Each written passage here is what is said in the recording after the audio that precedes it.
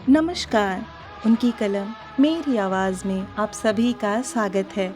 आइए सुनते हैं कहानी दृष्टिकोण, जिसे लिखा है सुभद्रा कुमारी चौहान जी ने। निर्मला विश्व प्रेम की उपासिका थी। संसार में सबके लिए उसके भाव समान थे। उसके हृदय में अपने पराये का भेदभाव ना था। स्वभाव से ही वह मिलनसार, सरल, हंसमुख और नेक थी। साधारण पढ़ी लिखी थी। अंग्रेजी में शायद मैट्रिक पास थी, परंतु हिंदी का उसे अच्छा ज्ञान था। साहित्य के संसार में उसका आदर था और काव्य कुंज की वह एक मनोहारिणी कोकिला थी। निर्मला का जीवन बहुत निर्मल था। वह दूसरों के आचरण को सदा भलाई की ही नज़र से देखती।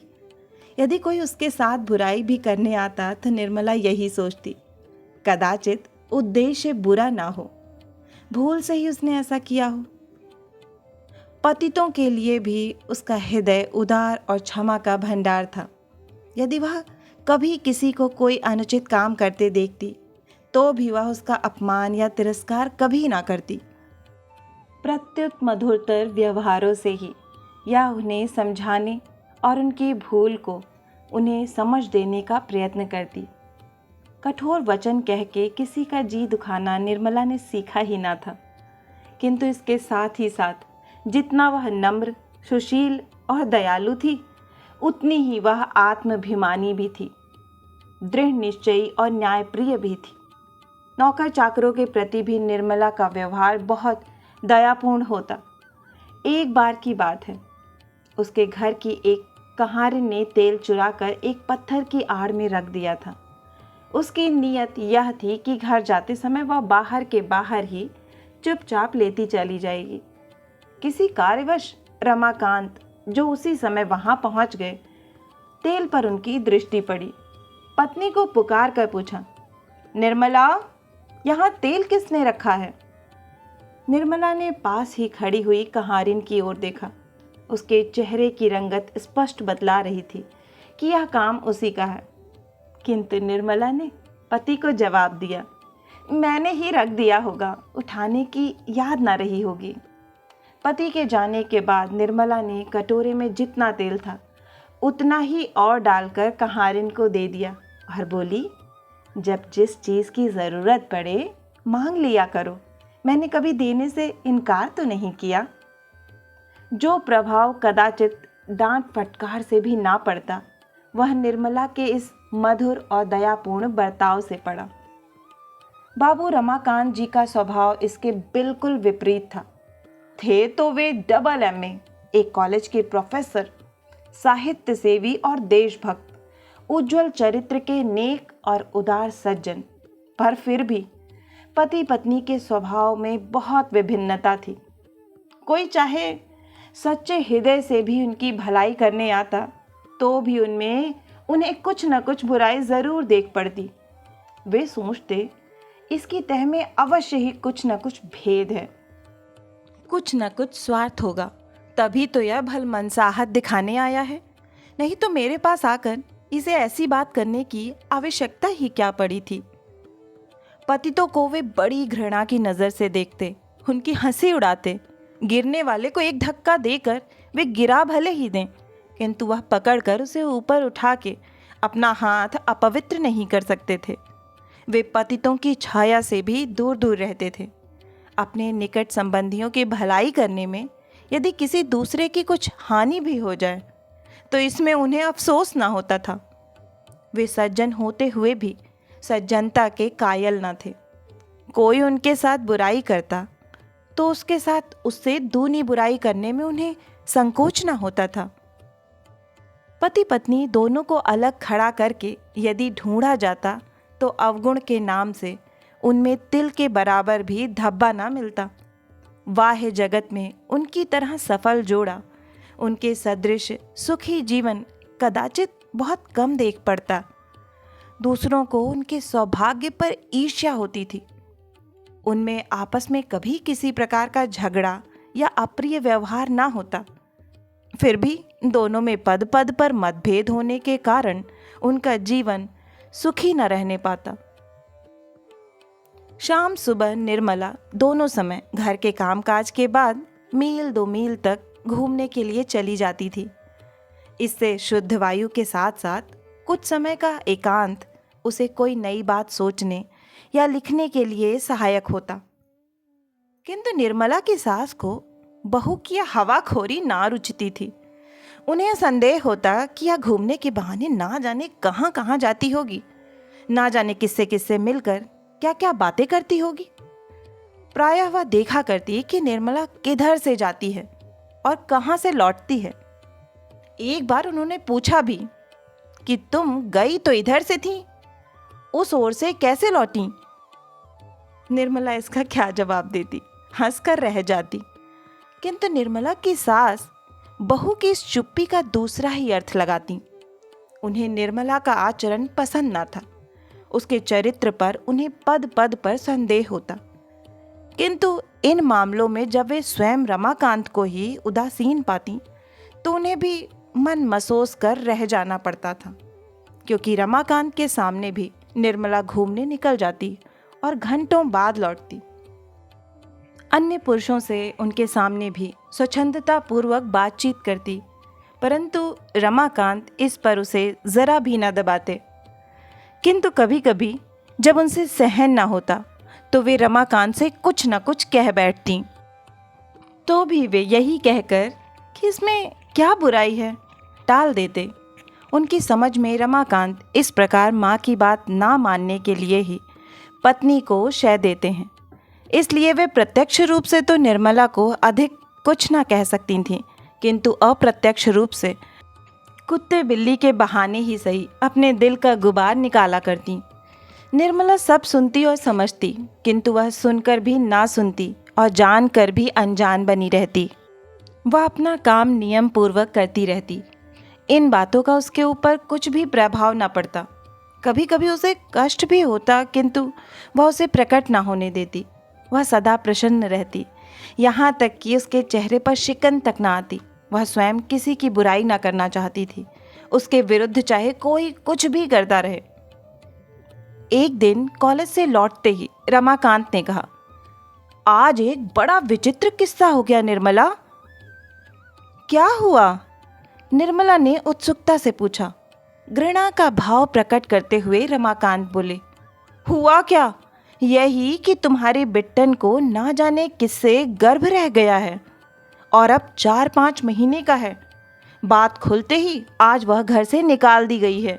उसके मायके में तो कदाचित कोई है ही नहीं। सड़क पर बैठी रो रही है। बिट्टन बाल विधवा थी, वह जन्म ही की दुखिया थी। इसलिए निर्मला सदा उससे प्रेम और आदर का व्यवहार करती थी। बिट्टन की करुणाजनक अवस्था से निर्मला कातर हो उठी। उसने रमाकांत जी से पूछा, फिर उसका क्या होगा? अब वह कहाँ जाएगी? रमाकांत जी ने उपेक्षा से कहा, कहाँ जाएगी मैं क्या जानूं? जैसा किया है वैसा भोगेगी। निर्मला के मुंह से एक ठंडी आह निकल गई। कुछ देर बाद ना जाने क्या सोचकर वह दृढ़ स्वर में बोली, तो मैं जाती हूँ, उसे लिवा लाती हूँ। जब तक कोई दूसरा प्रबंध ना हो जाएगा वह मेरे साथ ही रहेगी। घबरा कर रमाकांत बोले, नहीं नहीं, ऐसी बेवकूफ़ी करना भी मत। उसे अपने घर लाकर क्या अपनी बदनामी करवानी है? तुम्हें तो कोई कुछ ना कहेगा, सब लोग मुझे ही बदनाम करेंगे। निर्मला ने दयाद्र भाव से कहा, अरे तो इतनी छोटी छोटी सी बातों से क्यों डरते हो? किसी की भलाई करने में भी लोग बदनाम करेंगे तो करने दो। परमात्मा तो हमारे हृदय को पहचानेगा। मुझे तो उसकी अवस्था पर बड़ी दया आती है। तुम कहो तो मैं अभी जाकर उसे लिवा लाऊं। रमाकांत के कुछ बोलने के पहले ही उनकी माँ बोल उठी, ऐसी औरतों का तो इसे बड़ा दर्द होता है। घर में बुलाने जा रही है, जाए कहीं भी मुंह काला करे। पर याद रखना, खबरदार, जो उसे घर में बुलाया तो मैं अभी से कहे देती हूँ, अगर उस छूत ने घर में पैर भी रखा तो अच्छा ना होगा। निर्मला धीरे से बोली, अगर वह आ ही गई तो फिर क्या करूँगी अम्मा जी? अम्मा जी क्रोध से तिलमिला सी उठी, तड़प कर बोली, मार के लकड़ी पैर तोड़ दूंगी और क्या करूंगी। तू तो रामू के सिर चढ़ाने से इतनी बढ़ चढ़ के बोल रही है, सो मैं रामू से डरती नहीं। तेरा और तेरे साथ रामू का भी मिजाज ठंडा कर दूंगी।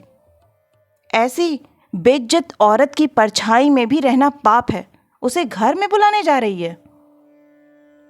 निर्मला ने कहा, पर अम्मा जी, यदि वह आई तो मैं दूसरों की तरह उसे दरवाजे पर से दुत्कार तो ना दूंगी। मैं यह तो कहती ही नहीं कि उसे सदा ही अपने घर में रखा जाए, पर हाँ, जब तक उसका कोई प्रबंध ना हो जाए तब तक अगर वह घर के कोने में पड़ी रही तो कोई हानि तो ना होगी। और कौन वह हमारे चूल्हे चौके में जाएगी? आखिर बेचारी स्त्री ही तो है, भूलें किससे नहीं होती। अम्मा जी क्रोध में आकर बोली, एक बार कह दिया कि उस राण को घर में ना घुसने दूंगी, बार बार जबान चलाए ही जा रही है। वह तो अपनी कोई नहीं है, कोई अपनी सगी भी ऐसा करती तो मैं लात मार कर निकाल देती। अब बार बार पूछकर मेरे गुस्से को ना बढ़ा, नहीं तो अच्छा ना होगा। निर्मला ने नम्रता से कहा, पर तुम्हारा क्या बिगाड़ेगी अम्मा जी, मेरे कमरे में पड़ी रहेगी और तुम चाहो तो ऐसा प्रबंध कर दूं कि तुम्हें उसकी सूरत भी ना दिखे। और फिर अभी से उस पर इतनी बहस ही क्यों? वह तो तब की बात है जब वह इसमें आश्रय मांगने आवे। अम्मा जी का क्रोध बढ़ा और वे कहने लगीं, तेरे कमरे में रहेगी और मुझे उसकी सूरत ना दिखे तो क्या दूसरी बात हो जाएगी? कैसी उलटफेर के बात कहती है। तुझे अपने पढ़ने लिखने का घमंड हो तो उस घमंड में ना भूली रहना। ऐसी पढ़ी लिखियों को मैं कौड़ी के मोल के बराबर भी नहीं समझती। धर्म कर्म से तो सदा 100 गज दूर, और ऐसी कुजात औरतों पर दया करने चली हैं धर्म कमाने। वाहरी औरत, जिसे मोहल्ले भर में किसी ने अपने घर में ना रखा, उसे या अपने घर में रखेंगी। तू ही तो दुनिया भर में अनोखी है ना, सब दूसरों को दिखाने के लिए बड़ी दयावंती है। जो भीतर का हाल ना जाने उसके सामने इतनी बन, घर वालों को तो काटने दौड़ेगी और बाहर वालों को गले लगाती फिरेगी। निर्मला भी जरा तेज होकर बोली, तो अम्मा जी मुझे इतनी खरी खोटी क्यों? बीच ही में निर्मला को डांटकर चुप कराते हुए रमाकांत बोले, तो तुम चुप ना रहोगी निर्मला? कब से सुन रहा हूं कि जबान कैसे कैंची की तरह चल रही है। तुम्हारे हृदय में बिट्टन के लिए बड़ी दया है और तुम उसके लिए मरी जाती हो। तो जाओ उसे लेकर किसी धर्मशाला में रहो, मेरे घर में तो उसके लिए जगह नहीं है। निर्मला को भी अब क्रोध आ चुका था। उसने भी उसी प्रकार तेज स्वर में कहा, तो क्या इस घर में मेरा इतना भी अधिकार नहीं है कि यदि मैं चाहूं तो किसी को 1-2 दिन के लिए भी ठहरा सकूं? अभी उस दिन तुम लोगों ने बाबू राधेलाल जी का इतना आदर सम्मान क्यों किया था? उनके चरित्र के बारे में कौन नहीं जानता। उनके घर ही में तो वैश्या रहती है, सो भी मुसलमानिनी, और वह उसके हाथ का खाते पीते भी हैं। फिर बेचारी बिट्टन ने क्या इससे भी ज्यादा कुछ अपराध किया है? अम्मा जी गरज उठी। अब उनका साहस और बढ़ गया था, क्योंकि अभी अभी रमाकांत जी निर्मला को डांट चुके थे। वे बोली, चुप रह, नहीं तो जीभ पकड़कर खींच लूंगी। बड़ी बिट्टन वाली बनी है। बिचारी बिट्टन, बिचारी बिट्टन। तू भी बिट्टन सरीखी होगी, तभी तो उसके लिए मरी जाती है ना। जो सती होती हैं वे तो ऐसी औरतों की परछाई भी ना छूती। और तू राधे लाल के लिए क्या कहा करती है? वह तो फूल पर का भंवरा है, आदमी की जात है, उसे सब शोभा देता है। 1 नहीं 20 औरतें रख ले, पर औरत आदमी की बराबरी कैसे कर सकती है? निर्मला ने सतेज और दृढ़ स्वर में कहा, बस अम्मा जी, अब मैं ज्यादा ना सुन सकूंगी। मैं बिट्टन सरीखी हूं या उससे भी बुरी, किंतु इस समय वह निराश्रिता है, कष्ट में है। मनुष्यता के नाते मैं उसे आश्रय देना अपना धर्म समझती हूँ और दूंगी। अब रमाकांत जी को बहुत क्रोध आ गया था। वे कमरे से निकलकर आंगन में आ गए और आग्नेय नेत्रों से निर्मला की ओर देखते हुए बोले, क्या कहा? तुम बिट्टन को इस घर में आश्रय दोगी? निर्मला भी दृढ़ता से बोली, जी हाँ, जितना इस घर में आपका अधिकार है उतना ही मेरा भी है। यदि आप अपने किसी चरित्रहीन पुरुष मित्र को आदर और सम्मान के साथ ठहरा सकते हैं तो मैं भी किसी असहाय अबला को कम से कम आश्रय तो दे ही सकती हूँ। रमाकांत निर्मला के और भी नज़दीक जाकर कठोर स्वर में बोले, मेरी इच्छा के विरुद्ध तुम यहाँ उसे आश्रय दोगी? निर्मला ने भी उसी स्वर में उत्तर दिया, जी हाँ, मेरी इच्छा का भी तो कोई मूल्य होना चाहिए, या मेरी इच्छा सदा ही आपकी इच्छा के सामने कुचली जाया करेगी। अब रमाकांत जी अपने क्रोध को ना संभाल सके और पत्नी के मुंह पर 3-4 तमाचे तड़ातड़ जड़ दिए। निर्मला की जबान बंद हो गई। बाबू रमाकांत क्रोध और ग्लानि के मारे कमरे में जाकर अंदर से सांकल लगाकर सो रहे। अम्मा जी दरवाजे पर रखवाली के लिए बैठ गईं कि कहीं बिट्टन किसी दरवाजे से भीतर ना आ जाए। इस घटना के लगभग 1 घंटे बाद बिट्टन को जब कहीं भी आश्रय ना मिला तब उसने एक बार निर्मला के पास भी जाकर भाग्य की परीक्षा करनी चाहिए। दरवाजे पर ही उसे अम्मा जी मिली। बिट्टन को देखते ही वे कड़ी ललकार के साथ बोली, कौन है? बिट्टन, दूर उधर ही रहना, खबरदार जो कहीं दहलीज को पार भी किया। बिट्टन बाहर ही रुक गई।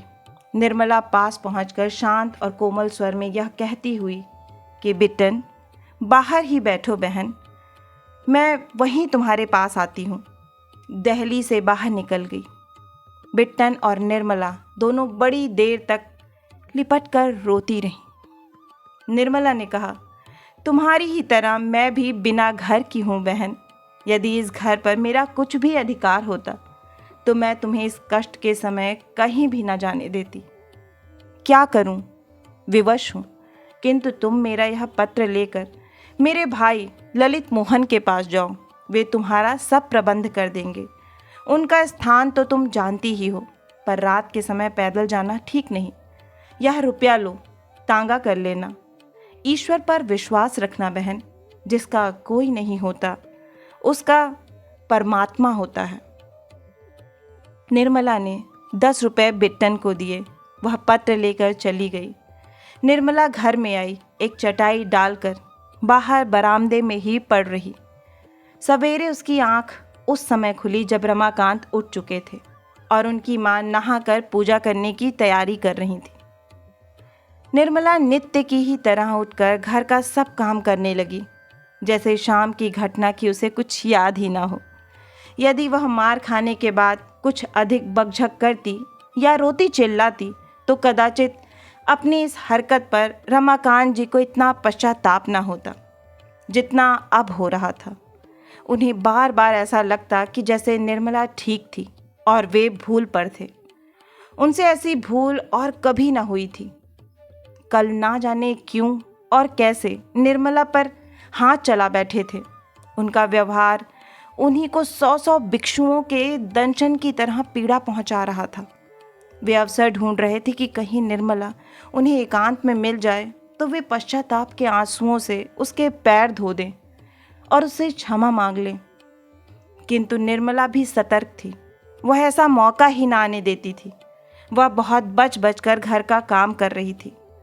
उसके चेहरे पर कोई विशेष परिवर्तन ना था। ना तो यही प्रकट होता था कि खुश है और ना ही कि नाराज है। हाँ, उसमें एक ही परिवर्तन था कि अब उसके व्यवहार में हुकूमत की झलक ना थी। वह अपने को उन्हीं 2-3 नौकरों में से एक समझती थी जो घर में काम करने के लिए होते हैं, किंतु उनका कोई अधिकार नहीं होता। आशा है कि यह हृदयस्पर्शी कहानी आपको बहुत ही पसंद आई होगी। अगर कहानी पसंद आई है तो मुझे प्रोत्साहित करने के लिए एक लाइक करें, अपनों के साथ ज़्यादा से ज़्यादा शेयर करें। नीचे कमेंट बॉक्स में कमेंट करके बताएं कि आपको कहानी कैसी लगी। और अगर आप इस चैनल से जुड़ना चाहते हैं और इस पर नए हैं तो इसे सब्सक्राइब करना ना भूलें। फिर मिलती हूँ एक नई कहानी या कविता के साथ। तब तक के लिए आप सभी का कहानी सुनने के लिए बहुत बहुत धन्यवाद।